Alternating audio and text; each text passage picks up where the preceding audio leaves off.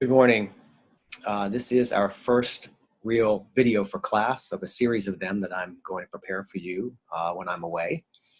And today we're going to begin discussion of the Baroque period. And that's the time that historians assign from approximately 1600 to 1750. This comes directly after the Renaissance. And as with all these periods, there is a certain amount of overlap or gray area where one time period ends and another one begins. But there are certain characteristics that begin to define what's called the Baroque. And originally, as with a number of these periods, they actually began earlier in the other arts than with music. Music tended to lag behind. The term Baroque is actually from a Portuguese word, a derogatory word actually, meaning an irregularly shaped pearl. But it was ascribed to art and architecture largely because of the amount of embellishment or fanciness that is typical of artists during this period, and also an intense realism. So we noticed, as you remember from the Renaissance period, how much more real paintings were becoming, for example, more 3D and sense of perspective. And this idea has carried them into the Baroque period. We have painters such as Rembrandt, who probably all of you are familiar with, at least the name, masters who painted so incredibly well that sometimes it's difficult to know if it's a painting or a modern photograph.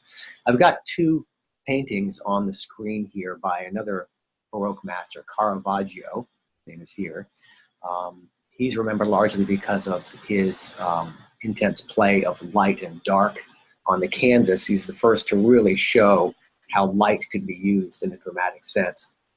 And you can see it both used very differently in both these cases. In this case, how light appears to be coming in through a window and shining light on the subjects, and how much darkness there is that kind of fades into the background. And on this painting over here, this dramatic retelling of the beheading of Saint, escapes me for the minute, it'll come back to me in a minute. I believe this is Salome. Oh, sorry, Saint John the Baptist. She has his head on a plate. It's a biblical retelling of the story. And you can tell that there's a highly dramatic sense of light here. In fact, only certain portions of these figures are cast in light at all, including most of Judith, who is the killer. At any rate, great extravagance, decoration, high amount of detail is typical of the Baroque. And this is carried over very much into Baroque architecture. I have three churches here. On the right, this is the altar by Bernini in St. Peter's. And you can see just how much filigree is here, decoration, ornamentation, almost, well, I would say very much extravagant.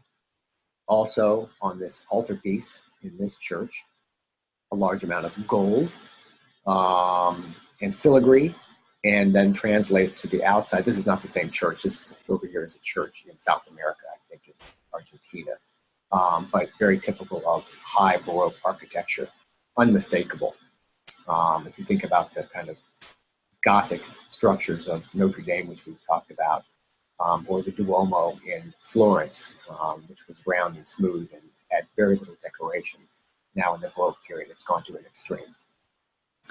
Musically, there are some major changes that have taken place and are going to be taking place throughout the Baroque, and you should know about these. First of all, we have not discussed a lot of instrumental music at this point. It's been largely liturgical, sacred music, but while that music is alive and well during the Baroque period, secular music makes a huge rush to the top. And this is accompanied in no small part by the rise of the violin family. Names like Stradivarius, for example, a name you're probably familiar with, the famous violin maker from the town of Cremona in Italy, is alive at this time, 16th century, and surrounded by musicians who then are inspired by his instruments, and there is a lot of give and play or give and take between the two of them, the makers building, the players needing more power or more dexterity on their instruments, and a lot of give and take. So we have the rise of the violin family during the Baroque period. There were precursors of the violins, of course, during the Renaissance and medieval period. We saw some examples of that, such as the rebec. We did not talk about the viola da gamba family, but that was a Renaissance instrument. The violin family now with the cellos and violas, which we talked about with our concert etiquette discussion, are now the instruments that will be with us throughout the rest of music history. Keyboards are also now coming into their own. We've had some keyboard instruments and certainly lutes accompanying instruments during the Renaissance. And some of these masters that were writing music for keyboard at the end of the Renaissance are also considered early keyboard composers of the Baroque period, and that's usually where we think of them. So we have a great rise of instrumental music, that is non-vocal music as well, and we're going to talk about quite a bit of that. There are two major instrumental types that you need to be familiar with. The first one is a work called a sonata. It probably comes from the word sonare, which means to sound, as opposed to be sung. So these are instrumental works of usually for one or possibly two instruments, but not more. Usually one is acting in the role of the accompanist, and that's typically a piano.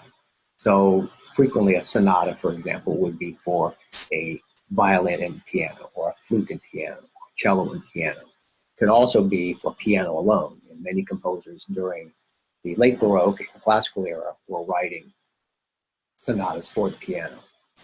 One of the characteristics of a sonata is that it's comprised of several movements. And this is something we have not dealt with in music outside of the Mass. So if you remember the Mass, we've listened only to a few Kyries, but the Mass is the ordinary of the Mass. It is the Masses that were performed every day and that musicians wrote music for, were composed of 5 basic sections: Kyrie, Gloria, Credo, Sanctus Benedictus, and Agnus Dei. Those are the 5 basic parts. The parts themselves could have been related by using the same piece of Gregorian chant or cantus firmus, things like that we've talked about. But that's a totally unrelated aspect to the sonata, except for the fact that sonatas are also built of several movements, and usually 3. And the order of those is typically fast, slow, fast. You can use that as a general template. There were exceptions to that, but by and large, that is the general composition of a sonata, or for 1 or 2 instruments. Not unsimilar to that is the idea of the concerto. And the concerto was a work of also of several movements, usually in a fast, slow, fast breakdown. But it's a work for a soloist and an orchestra. So it's for a larger group of instruments. One is cast as the soloist and usually sits up front, and then is accompanied by the orchestra behind him or her. Occasionally, concertos could have 1 or 2 soloists or more, but most often it is a work for one soloist, and they are the virtuoso. They are the vehicle for a show, and the others are placed there to accompany them. And that format generally is also a fast, slow, fast format. And we will hear some examples of that and talk more about that. Some other aspects of Baroque characteristics that come to play during the Baroque period are things we have not dealt with before with other pieces. One is the use of dynamics. All right, and these are some words that you're going to need to know. The dynamics are the relative loudness and softness of the composition.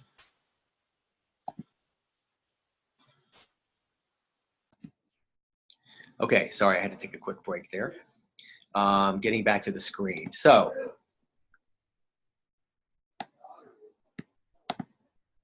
hang on a minute, make sure I get back to the right place. Okay. One of the important aspects of what's going on during the Baroque period is what's being added to the music in the sense of notation. And we have now the use of dynamics, where composers are writing in how loud or soft something should be performed. We've got these terms, which you'll need to know. So the use of dynamics, which is the relative loud or softness. We've got forte, which is loud or strong. It's marked with an F in the music. Piano, which comes from the same derivation as our modern day piano, the instrument, which was originally called the forte piano, or something that was loud soft. And it's marked with a P when the composer wants something quiet.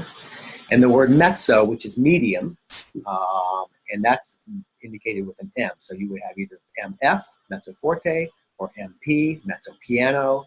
So that's a degradation that comes somewhere in between the loudest and the softest dynamics. Again, these are all relative. But in the Renaissance period, and certainly in the medieval period, the works we've listened to, there hasn't been a sense of things being louder or softer, that kind of shading.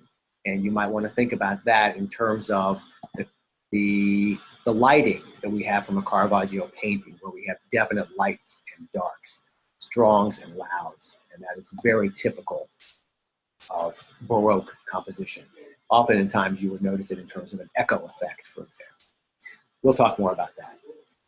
The general use of modern notation in general, so music is now beginning to look like the examples I put on the screen, as opposed to the Josquin example from that Petrucci collection of madrigals we looked at, and certainly Gregorian chant, and all the fancy notation and filigree in those chant books. Now it's becoming standardized, and it's all being published. Nothing is really being written down anymore, going out into the public. We have the idea of the major minor tonal system becoming solidified. We had elements of this already, obviously, in the Renaissance, which is what is making that music sound to us more comfortable and more modern. I'm going to explain to you more about the major minor system when I see you on Wednesday, because I think I can explain that better to you in person. But the rise of the major minor tonal system was something that was specific to the Baroque period. Tunings, that is how a harpsichord, contemporary of the piano, we're going to talk about that too, these keyboard instruments, how they were tuned was something that was very much in flux at the beginning of the Baroque period. But by the end of it, the tuning system that we use largely today for piano, such as the piano in our room, was basically invented or standardized during this time. And finally, the idea that the composer is putting in specific instructions for which type of instruments should be used for a composition, and even the movement type, whether it was something, the relative speed or pace of the movement, that would be included at the top of the piece of music. So, for example, if I sat down to play a piece of music written during the Baroque period, it would say cello on there, more or less, and it would say at the top of the piece of music if it was a fast movement or a slow movement. Or frequently, if it was a type of dance movement that was incorporated, it would have the name of the dance on there, the gigue, for instance, or the courante, or the allemande. These were French dances that were very typical of the kinds of things that Baroque composers would write for instruments, taking dance types, the general speed of that kind of a dance, or whether it was in 2 or in 3 beats per bar, things like that. And that information will be laid out at the top of the page for the musician to know. All of this is very different from what we had during the Renaissance, where they just wrote a mass or they wrote a motet, and they didn't say generally anything except that it was a mass or a chanson during the medieval period. Right? We don't know specifically what they intended those to be played for or how many voices they wanted them sung by, or any of that. Now that's all becoming much more detailed during the Baroque period. One of the, sorry, I got a little ahead of myself here. One of the major innovations also, along with instrumental music during the Baroque period, is the idea of opera. Opera grew out of a entertainment form during the Renaissance of music that was accompanied, or singers accompanied by a group of instruments. And this was happening around 1600 in Florence, around that very Duomo that I showed you that I climbed. There were a group of Florentine leaders, humanists, musicians, poets. One of them actually was Galileo's own father. And they gathered together at the home of one of them to recreate what they thought Greek drama was all about. And they called themselves the Florentine Camerata. And they believed that Greek drama was sung rather than spoken, and that the pattern of the song was determined by the speech. These were performances generally for the court entertainments, so for the wealthy, and often on a pastoral text. And they used a group of continuo instruments, that is basically a number of accompanying instruments, such as the lute, similar to that guitar we looked at, the lute, something that's strummed or could play chords, a harpsichord or a keyboard instrument of some kind, and maybe some other instrument that would double one of those lines and add color to it, a string instrument, for example. These instruments were there purely for an accompaniment, and then the vocalist sang on top of that. We don't have any examples from that period of time, but we have things that they wrote about. But we understand from other people who heard these that the music became very overdone, hard to understand. The text became obscured because of all the fancy writing in the instrumental parts, and basically the balance between the two of them was thrown out of whack. People couldn't understand what the words were supposed to mean. Things became muddled, and one man kind of took this idea. He was born in 1667. His name was Claudio Monteverdi, and he seized on the idea that was put forward by this camerata, and composed what was to become known as the first opera. Monteverdi was born in the Italian town of Mantua in 1667, and he was already composing madrigals, many of them by the age of 17. He's becoming well known. So madrigals very much in the Italian style that we talked about before, where you have an accompanying instrument, generally a strummed instrument, for example, and a voice. He then became a court musician in the Italian town of Mantua, and had become so famous by the time he was in his 40s, he was Italy's most celebrated composer.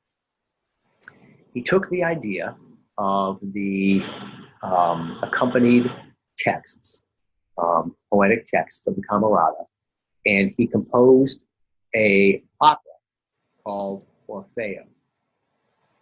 Orfeo is an opera based on a myth of a fellow named Orfeo, whose wife Eurydice dies by the sting of a serpent. She's consigned to hell, and Orfeo wants to go down into hell and rescue her. He arrives at the river Charon, which he can only cross with somebody to row him across. But he has to pacify the monsters of hell to allow him to pass in the first place. He sings so beautifully and plays the lyre, that small harp, so beautifully that he kind of seduces the monsters into letting him rescue his beloved Eurydice and bring her back with the condition that he not look at her or speak to her until they get back to the above world. And he finds her there, and he's bringing her back, and she's crying, not understanding why he's not looking at her, doesn't love her anymore. And finally, he relents. He can't stand the pain he's causing her. He turns around, and she's lost to him forever. Okay, so we have this idea of the tragic in opera. That's a theme that's going to run throughout the course of the genre. But it's not always tragic, as we're going to see in Monteverdi's next opera, The Coronation of Poppea. I'm going to stop this here since I don't know exactly how long I have. We'll call this part one, and then in part two, I will talk to you about The Coronation of Poppea.